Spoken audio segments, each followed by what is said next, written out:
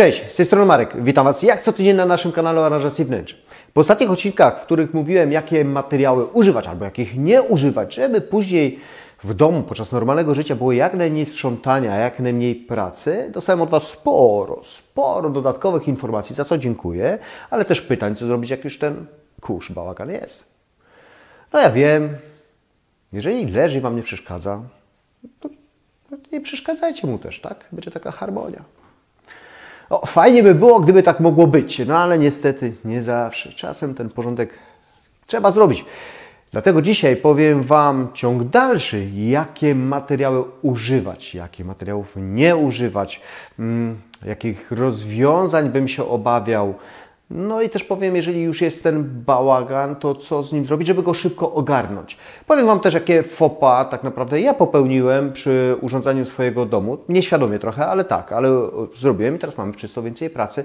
A na końcu podsumuję i powiem Wam, czy według mnie warto robić tak, żeby ten dom był faktycznie jak najmniej uciążliwy i jak najmniej pracy później wymagał od nas. Ale to na końcu, ale zanim zaczniemy, jak zwykle prośba, zasubskrybuj mój kanał, daj łapkę w górę, zapraszam do siebie na Instagram i TikTok. Zaczniemy o dziwo, bo nawet w ostatnim odcinku wspominałem o tym, bardzo lubię styl Modern Classic, tak. I zaczniemy od takiego symbolu Modern Classic, sztukaterii. Sztukaterii listew, sokołów. Słuchajcie, jest to fajna rzecz. Bardzo mnie się podoba. Zaznaczałem nieraz. Lubię ten styl, lubię sztukaterię, obrazy, ale, jeżeli chcecie naprawdę nie mieć pracy, to zwróćcie uwagę, że na tej sztukaterii będzie kurz osiadał. No, będzie. No, jest na to rozwiązanie, oczywiście, za chwilkę powiem, ale niestety ten kurz znajduje tam półeczkę i osiada. Druga rzecz, jeżeli macie słabej jakości, zaznaczam słabej jakości cokoliki przypodłogowe z MDF-u, to łatwo je uszkodzić. Dlatego jeżeli kupujecie, robicie mieszkanie, dom na lata, niestety, trzeba zainwestować w ciut lepsze materiały, co się wiąże, że niestety troszkę więcej trzeba wydać, ale wtedy nie ubijecie, albo tak jak mój pies, nie zje aż tak szybko rogu cokolika. No nie, zjadłby, owczarek, także zjadłby spokojnie.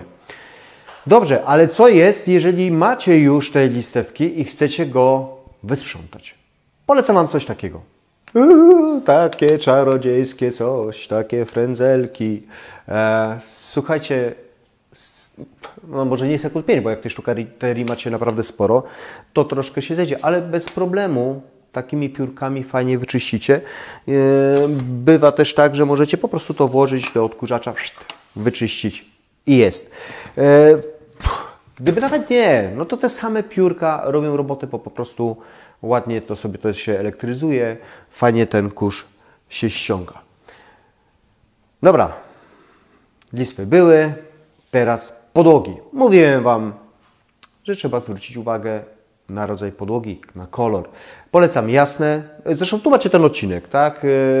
Kto nie widział, warto zerknąć, tam jest o kolorach, o materiałach powiedziane dosyć dużo. Ja teraz tak leciutko streszę. Słuchajcie, warto postawić na jasne, warto postawić na maziate, czyli że coś się na nich dzieje. Nie warto stawiać na czarne polerowane, ogólnie w połysku, jasne w połysku, białe też plamy będzie widać. Na czarnym widać bardziej kurz jeszcze, tak? Kołtuny, jak ktoś ma psa, sierść, widać. Ale też nie warto stawiać szczególnie w płytkach, jest coś takiego jak R9, R10, R11, R12, czyli antypoślizgowość. I ludzie jasne, w porządku, czasami chcą, żeby właśnie dziecko się nie ślizgało, żebyśmy mieli zabezpieczenie. No, wiem, że mówiłem i dalej zaznaczam, że w deskach, jeżeli masz szczotkowaną deskę, to warto na to postawić, bo wtedy tego brudu nie widać.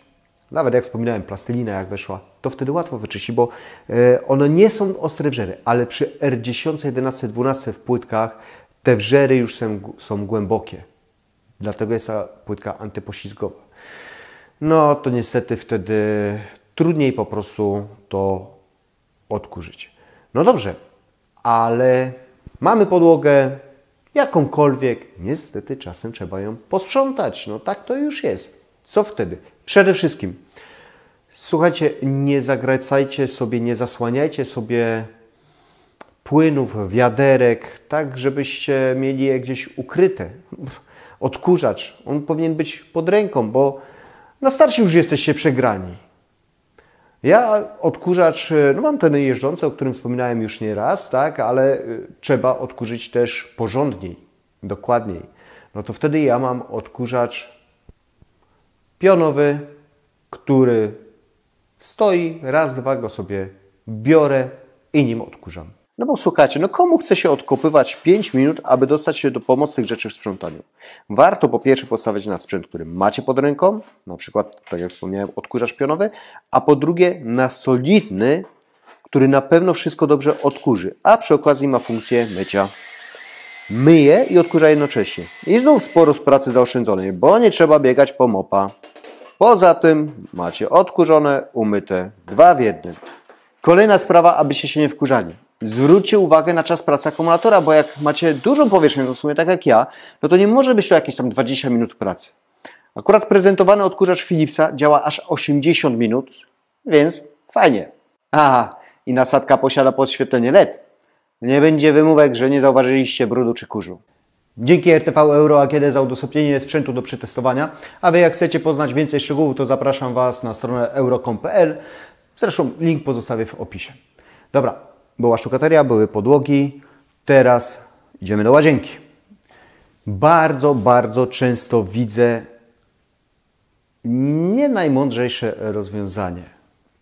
Ja wiem, że w małych łazienkach jest problem, ale zastanowiłbym się, jak macie kabinę prysznicową, czy parawan czasem nawannowy, czy doklejać szafkę łazienkową do tego. No bo jak wyczyścicie z tej strony? Doklejać. Dobra, jeszcze. Ale często zostawiacie 2, 3, 4 cm. No nie ma możliwości, żeby umyć tą szybę gdzieś w środku. No nie ma możliwości. No ani ściągaczką, ani ręki tam nie włożycie. No nic. Przemyślcie to. No akurat mam delikatną dłoń, małą. Jakoś bym sunął przy 10 centymetrach. Pewnie mycie by się nie myło zbyt wygodnie, ale dałoby radę to umyć. Tak jak właśnie ten będzie ostatni punkt, gdzie ja faux pas zrobiłem nieświadomie. No ludzie nie zawsze o tym myślą po prostu, że będzie się tam chlapało, brudziło i co dalej, tak? I co z tym? Jak to wyczyścić? Dobra. Kolejna rzecz, jak były podłogi, to idźmy na sufity, bo bardzo często mam odcinek taki o sufitach, 10 pomysłów na sufit, tu go macie, tu go polecam i tam mówię o sufitach napinanych i wiele razy już słyszałem, panie, a jak to się pobrudzi? Panie, a to... Zastanawiam się, co ludzie robią, jakie imprezy odchodzą, że ten sufit może się pobrudzić, ale jakby nie było. Widzicie, to jest sufit napinany, w ten sposób działa. On nie elektryzuje się, nie przyciąga kurzu. On naprawdę ma wiele zalet. To nie jest odcinek o sufitach, dlatego zapraszam do tamtego odcinka, bo można wiele ciekawych kompozycji zrobić, ale też podczas pożaru on jest bezpieczny i tak dalej. Nawet powodzi, o dziwo. Jeżeli ten szampan Wam wystrzeli do góry, bez najmniejszego problemu, szmatka, płyn do mycia szyb i wycieracie. Bez problemu na 100%. Umyjecie ten sufit, nic się nie stanie. Tylko uwaga, no, żeby nie było kobiety z długimi paznokciami, to można przebić, tak? Trzeba się wysilić. To nie jest tak, że bez problemu zniszczycie go, że jak ja palcem przycisnę, to zniszczę. Nie. Ale jeżeli coś ostrego będzie, nie drapałbym nożykiem po nim. To może nie być najlepszy pomysł. Nie szedłem tą drogą, nie. Szmatka, płyn i wyczyścicie. Kolejny punkt. I tak naprawdę chciałem już na to zwrócić uwagę dosyć dawno, bo teraz jest moda. Mówię teraz o kuchniach, o frontach kuchennych. Teraz jest moda na te fronty kuchenne. Bardzo lubię klasyczne fronty. Tak, myślę, że w najbliższej przyszłości będę wymieniał kuchnię. Żona mi przynajmniej tak mówi. A wiecie, niby mam ostatnie słowo, takie jest kochanie, ale jak twierdzi żona, że robimy remont, co mam do gadania, tak? Będziemy robić remont. No i teraz, cóż, ja zrobię sobie te klasyczne fronty, gdzie wiem, że przy tej ramce to tak jak troszkę przy sztukaterii gdzieś ten kurz będzie się zbierał, ale nie zrobiłbym frontów ryflowanych, gdzie te ryfle są dosyć głębokie. Lamele. Znacie moje zdanie na temat lameli, tak? One są ładne, fajnie wyglądają, ale według mnie gdzieś ten kurz tam wchodzi i więcej pracy z nimi jest. A ludzie sobie dają takie lamelki mniejsze, oczywiście dużo mniejsze, ale na frontach. Nie uważam, żeby to było najsprytniejsze rozwiązanie. Ja wiem, te piórka pewnie też sobie tam z tym poradzą, ale znowu trzeba robić. Tak samo jak ludzie narzekali na fronty lakierowane na wysoki połysk. Tak, no jest więcej palców odciśniętych, tak. Przy czym to nie jest też problem, żeby umyć taki front. No ale jak już mamy te ryfle i jeżeli, a wiemy, że w kuchni zupa krem podskakuje na metr do góry, nie tylko ona podskakuje, różne rzeczy się wylewają, tak? Prędzej niż ten sufit zabrudzimy, to tam zabrudzimy. No i teraz myj w tych ryflach. No, nie szedłbym tą drogą znowu. Kolejny punkt. O tym już kiedyś mówiłem, ale wspomnieć muszę, bo też moda taka jest. Przy stylu Modern Classic często stosujemy lampy ze szklanym abażurem. Pięknie one wyglądają, nawet przez miesiąc, w sezonie letnim szczególnie, bo później jak te muszki, komarki tam wejdą, a już nie wyjdą tak chętnie, to też nie wygląda to za specjalnie. No nie, takie małe cmentarzysko. Powiem tak, bo te lampy mają sens. Właśnie o tym będę mówił na końcu, tak? To ma sens, bo to też można wyczyścić, to nie jest kłopot. Ale często ludzie, szczególnie w wysokich domach albo na klatkach schodowych, wieszają sobie takie lampy ze szklanymi całkiem kloszami. I żeby tam sięgnąć, no to już szczudła są potrzebne. Nie umiem chodzić na tych szczudłach. Na barana też bym się bał wspinać komuś, bo jak nie będzie mi dobrze życzył, to mogę szybko spaść. No, zastanówcie się. Lampy mają sens, ale gdzie je montujecie? I teraz punkt, który no, ja troszkę sobie strzeliłem w kolano, nieświadomie. Jak widzicie, wiecie, ja mam takie drewniane ramki, gniazdka, włączniki, drewniane ramki. I się okazało, że te ramki odstają od ściany i to na dobre takie 2-3 mm. No i jest problem, no bo ten kurz jak zawsze wejdzie tam. No na szczęście jak masz taki odkurzacz, jaki pokazywałem Wam, prezentowałem, który ma możliwość ręcznego odkurzania, takiego mniejszego, to jest super sprawa, no bo to wtedy odkurzysz. Albo te piórka znowu będą przydatne, no ale tu od razu odkurzysz, tak? I ten kurz wciągnie. Ale mam dodatkową robotę, bo ja tego mam od groma. Trochę oświetleń mam w domu, gniazdek, włączników, no i sporo pracy. I raz na jakiś czas niestety trzeba to lecieć. Słuchajcie, kupując, nie byłem świadomy, że to będzie po prostu odstawało.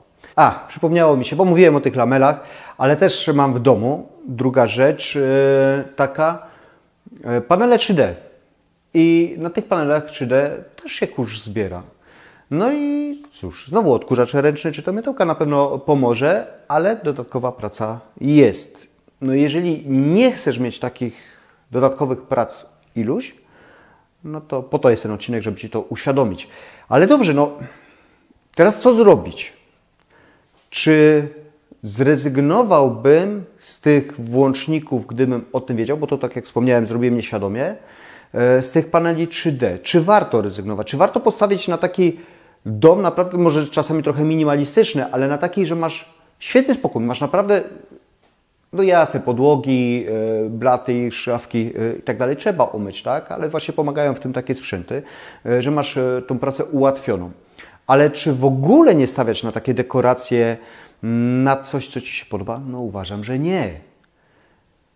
No dajcie znać, czy poświęcilibyście więcej pracy trochę w tygodniu, ale kupili coś, co Wam się podoba, bo według mnie to ma sens.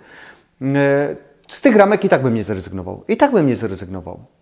Gdybym nawet o tym wiedział, że będą odstawały i od czasu do czasu trzeba będzie odkurzyć.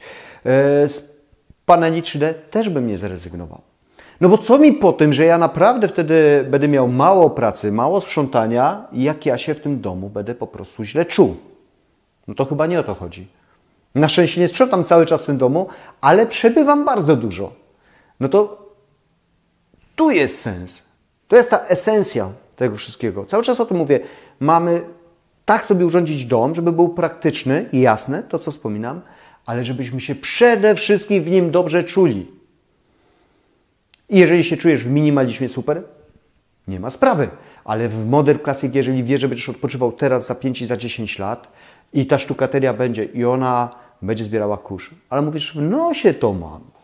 Bo mam odkurzacz, mam tą szczoteczkę, te frędzelki. Przyjadę, to mi zajmie nawet 10 minut w tygodniu, tak? W zależności oczywiście, jak masz pałac, to trochę więcej. Ale przy naszych zwykłych mieszkaniach pewnie nie będzie aż tej sztukaterii tak dużo. Ja myślę, dajcie znać, co Wy o tym myślicie. Czy kupiliście coś, wiedząc, że będziecie przez to mieli troszkę więcej pracy, ale stwierdziliście, kurde, nie mogę się bez tego obyć. To jest to. To mi się podoba. Dajcie znać. Mam nadzieję, jak zwykle, że ten odcinek Wam się przydał. Jeżeli tak, to proszę o łapkę w górę. Zasubskrybujcie mój kanał. Zapraszam do siebie na Instagram, bo tam w tygodniu pokazuję więcej rolek, krótkich filmów. A ja na ten moment bardzo Wam dziękuję. Do zobaczenia i cześć!